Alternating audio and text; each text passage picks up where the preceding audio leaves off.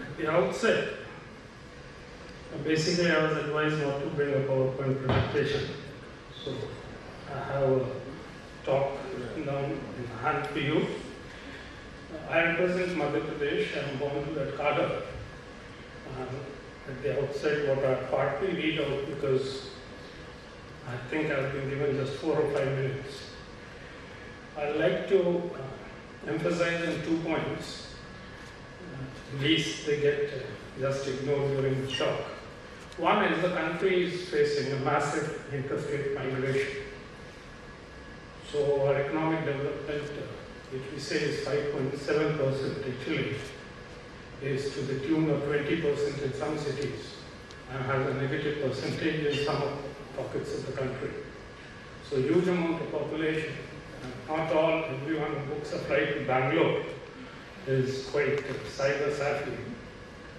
So you have great mix of people migrating from one part of the country to the other. So the smart cities that we foresee in the near future would be an amalgamation of all sorts of people, very difficult to handle. The second point is that we in India are an overcrowded population. So we cannot build our cities from scratch like what we did for Chandigarh. So we'll be having some of the weakest links in the security, what I call the legacy infrastructure, because we possibly cannot discard them and throw and build up new infrastructures. So with that background, fortunately I am from Madhya Pradesh, which is not all that crowded.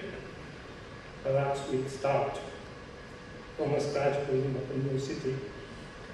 Cyberspace is a domain that exists along with but distinctly apart from the real world. It's a shared conceptual reality, but not a shared physical reality.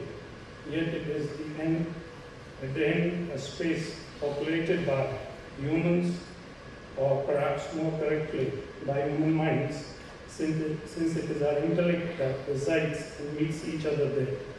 Thus, many problems and concerns of the real world carry over this realm. Crime and security are among them.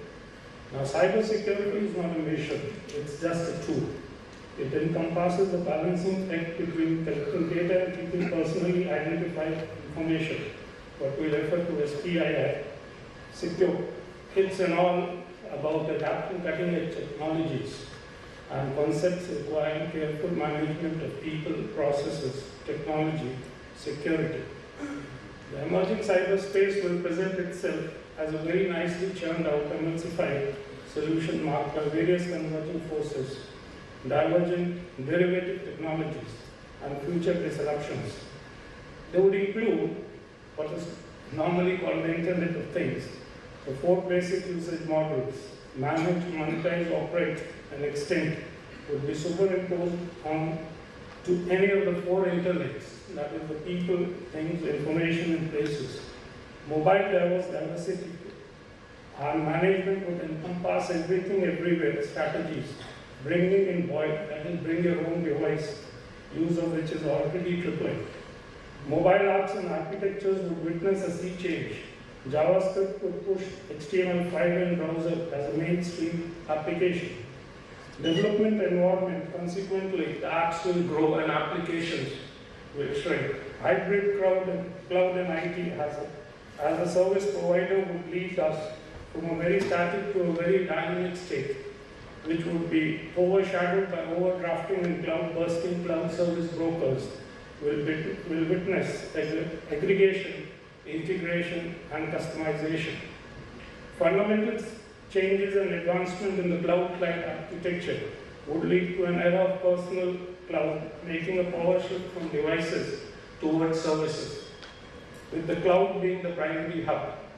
Software-defined everything, SDX, would encapsulate both infrastructure, programmability, and data center interoperability. Thus, in turn, would enable web-scale IT capabilities, breaking barriers of size, speed, and agility. This would revolutionize the IT value chain through flexibility, resilience, and recoverability. The benefits would be challenged to the extreme by proliferation of contextually aware intelligent personal assistants or smart machines, leading to an open warfare between consumerization and central control tensions. Now, this is where I change what is called boyhood, bring your own devices into something like bring your own disaster. So we can very well appreciate what technologies are there in store for us. Technological advancements as it unfolds will present itself in two forms. Aspects which increase the surface area of attacks. These would include increased interactions and automations at all levels, increased capability of field equipments and resilience on external communication. The biggest challenge would be to secure connections or legacy infrastructures, I mentioned earlier, arising out of the limitation of integrating existing infrastructure rather than replacing it. The second facet of emerging technologies would be the available technologies to breach. The undeniable and unstoppable cloud would move the entire perimeter to the cloud. The network edges would become far less well defined. There will be a loss of ability to see who and what is moving in and out and what actions are taking place. This changes the game because it redefines where data is stored, moved, or accessed. Collaboration among the various sectors would be a keystone to security. Collaboration encompasses two fundamental pillars, that's trust and commitment. What we are witnessing today is a serious erosion of trust at all levels, be it by nation states, between states and the private sector, between citizens and the government, or between private citizens and their organizations, both public and private. Snowden revelations, the NSA GCHQ-6 program, Muscular, Stuxnet, Flame are a few to mention. Lethal new exploits capable of unveiling vulnerabilities in critical control systems present themselves as excellent geopolitical tools. Another facet to erosion of trust is the defeat of the very trust mechanism, which questions the effectiveness of networks, the applications, assurance, authentication, and authorization architectures. What emerges out of this is the need to contain and effectively devise means to contain and reduce the ever-increasing surface area of attack. Proliferation and sophistication of the attack models reduce the complexities of the threats and simplify the solutions.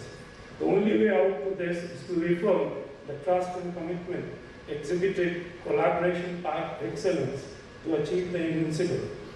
NIST IT 7628, it's a document by NIST, is a very good resource and guide. It's ably assisted by European Convention Directive. They both aim ensuring requisite encompassing protection of confidentiality, data, and privacy. What is suggested among other technologies is use of the case analysis architecture strategies. The key components being a well-defined sequence risk assessment, including identifying assets, assessing vulnerabilities, threats, and impacts, clearly identifying high-level security requirements, and thereafter designing the security architecture, giving adequate concerns to privacy, conformity, assessment, and upgrades based on feedback, streamlining the approach. Sorry.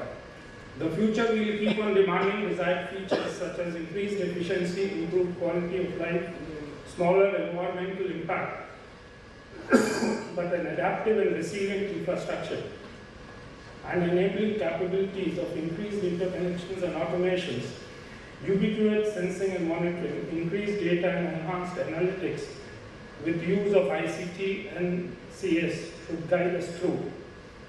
The solution thus lies in aligning security rights from the beginning with broader objectives of business technology and operation, taking a holistic approach of all the three components, that is technology, policy, and people, by giving due weightage to technology, design, deployment, and operation, fine-tuning it with standard procedures, laws, and policies.